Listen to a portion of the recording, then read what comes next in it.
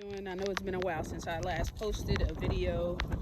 Really haven't been doing much work on my Land Rover because I recently bought some land, but this is a very quick video how to replace the alternator because I'm not going anywhere without doing this.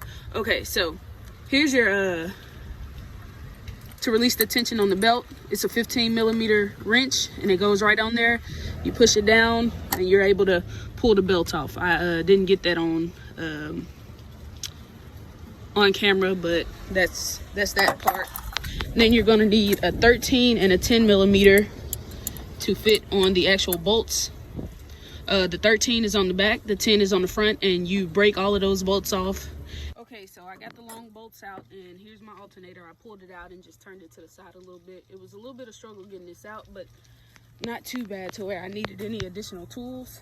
And what now I'm doing is taking my 10mm wrench, socket wrench, and loosen the smaller nut on the bottom and remove it.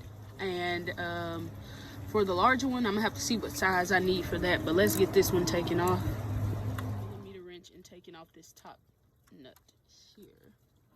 If I can do that, camera in my hand.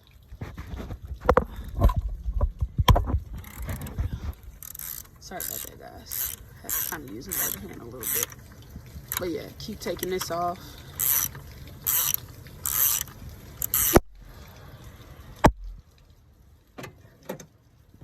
There we go.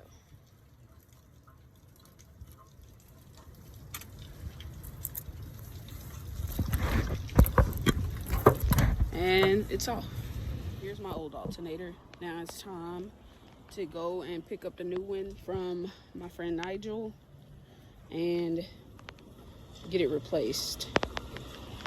So let's do that. To put the alternator back on, I started off with putting the 2 bolts on, and next I'm going to put some tension on the tensioner rod so I can get the belt back looped over the alternator. And for this, it's a little bit harder, so what I do is I'll take a long 15mm and then put another wrench on top of that. That way I can get more leverage, so I can bend it down far enough to get this popped on.